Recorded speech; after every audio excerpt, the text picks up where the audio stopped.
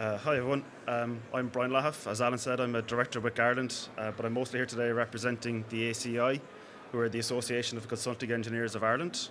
I am a member of the ACEI's BIM committee and have been a member of the committee for a number of years. The ACEI is around a long time, since 1938.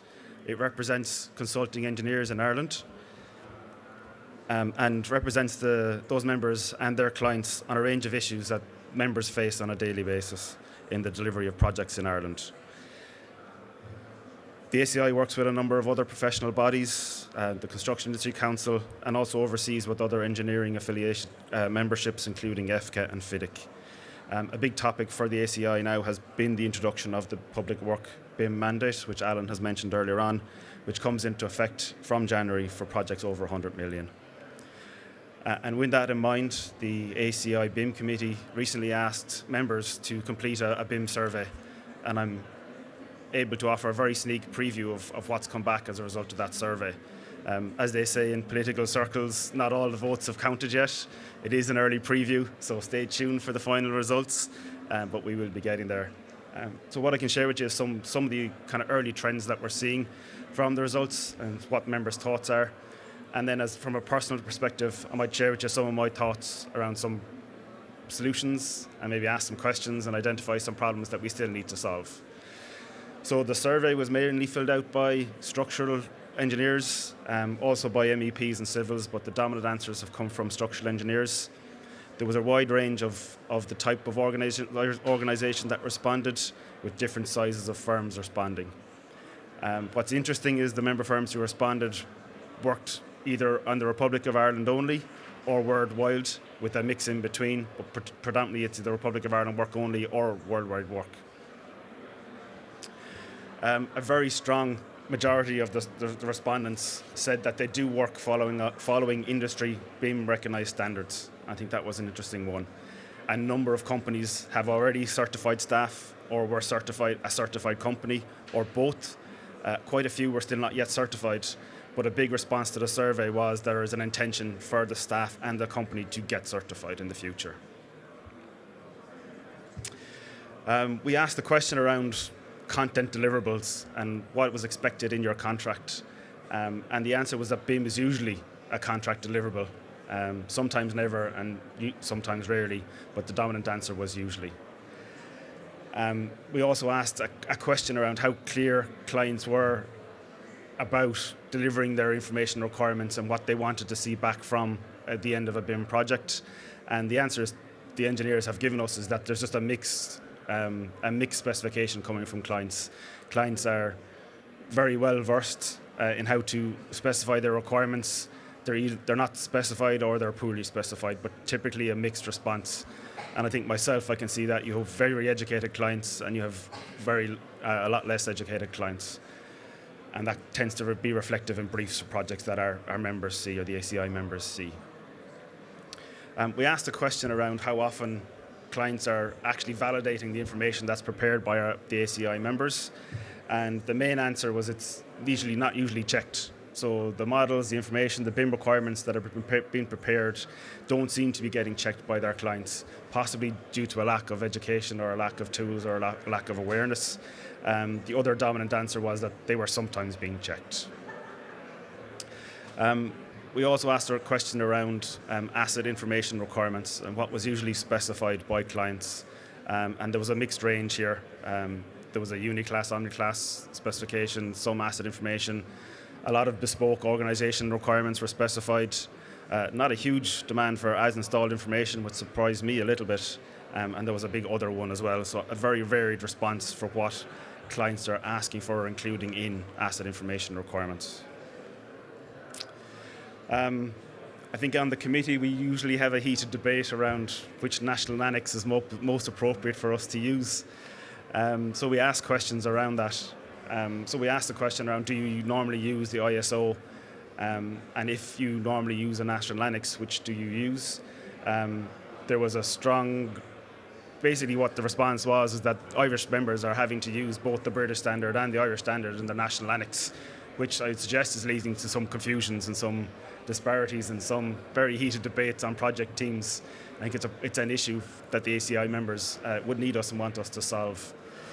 So it's a very interesting topic, and you can see we also asked a follow-on question, so which one would you prefer to use? And literally it was more or less 50-50. Half kind of preferred the Irish National Annex, half preferred the British National Annex. And us being engineers and creatures of habit, it's probably the answer is whichever one I learned first or we're most familiar with. So that was a very interesting response, and I think one that might help us in our debates on the member committee.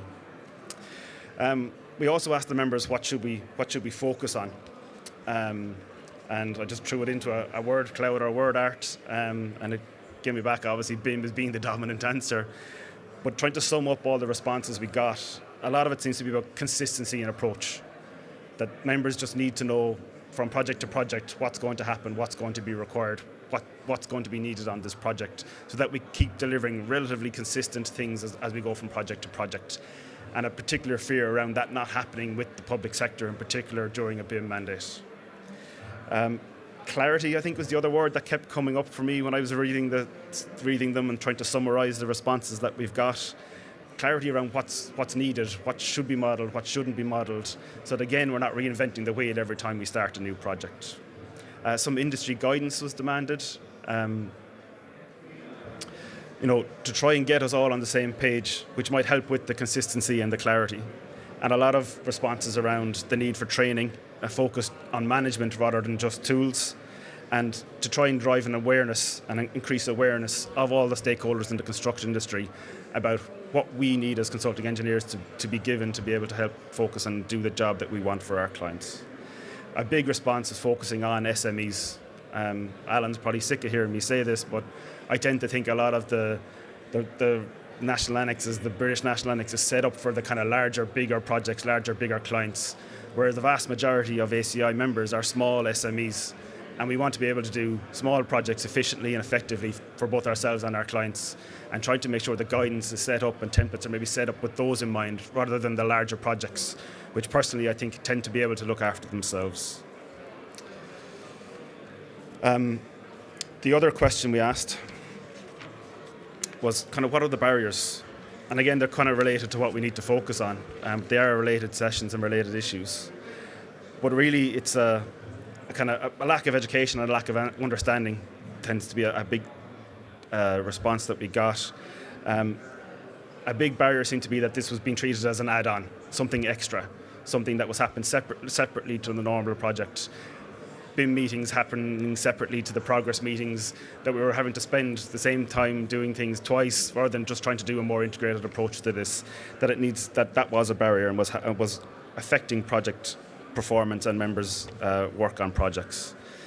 A barrier was maybe using BIM as maybe an excuse or a contractual tool to try and drive some issues or to use something else, maybe use it as an excuse. And costs came up a bit in the response in terms of barriers. Another kind of one that was a big comment or that came across in the comments that we got were maybe around additional fees required or the fee structures that are predominant, which might prevent a more successful and integrated project approach. So please stay tuned. Hopefully we'll have some final results out and maybe some clarity document around that. And what I would just maybe like to share with you is just maybe kind of more my thoughts and what I've been offering as an ACEI member to the ACEI committee in terms of how I think we can work on things and make things better for all of us together. I think we all have a kind of representation of BIM and waste and how BIM can help with waste, and a lot of focus is on the construction waste, the construction elements, construction parts. But I think we also need to focus on what waste is occurring during the design process. How much time and effort is being put in that might result in something in a skip, but duplication of work, duplication of effort, that's making us waste time and effort during the design process. We all kind of know that the most money that gets spent in a project is generally during its operation, obviously by its construction, and a small proportion is spent during the design. But if we can spend more time and effort on the design, we can have a dramatic effect on the cost of construction and cost of operation. And refocusing and re-evaluating some of the effort we spend in design to achieve better outcomes is something I think that will be a good advantage and a good project outcomes. And Alan mentioned it earlier on about the kind of risk-reward contracts, and trying to evaluate that if someone else can put the effort in to get a reward in the future, how does that get rewarded to that person who does it, who puts in the most effort to achieve that goal. And again, we're trying to do is move the decision making earlier on, which I think for ACEI member firms has a big reflection on our project fee structure. I saw Public Works tendered the other day where they were looking for a project to be tendered, and it was a stage 1 and stage 2 project, but the tender was mandated that only 20% of the fee could be allocated for stage 1, with 80% of the fee only for stage 2, which that means that all the big decisions for the project are getting made in stage 1. And that's where the effort and the value that we can have in that kind of early stage of the project, that's where we can make a difference to the construction cost and the operations cost. And limiting our effort and our fee in that stage will hamper that and affect that into the future of the project. And I think a lot of it all just comes down to communication, cooperation. We've all mentioned in earlier presentations, people, processes, all those kind of issues that need to be worked on and improved. And the big one for me, I think Andrew mentioned it earlier on, was the level of information need. Having clarity about what's required, what something's meant for, what's the goal, what's the outcome. If we can establish that from the start of a project, we can all benefit and figure out the most efficient and the most beneficial way for everyone to create that goal. I think Andrew used the term start with the end in mind, know the goal at the end before you start, and that's really for me what ISO 19650 is about, and that term that's in it about the level of information need. ACEI members have always valued ourselves as being a client's trusted advisor. Sometimes the construction industry can lay blame at the client and that they don't know what they need, they're not asking for it the right way. I would argue that it's up to us as an educated part of the industry to be able to help and talk their clients and other stakeholders through what we need to do for a project and what can be add benefit, what can add value, and figure out what the client needs rather than waiting for them to write an EI or an EIA or a document that says what they need to do. One of our first BIM projects was over 10 years ago now, and I think we've learned an awful lot of lessons which still ring true for me 10 years later.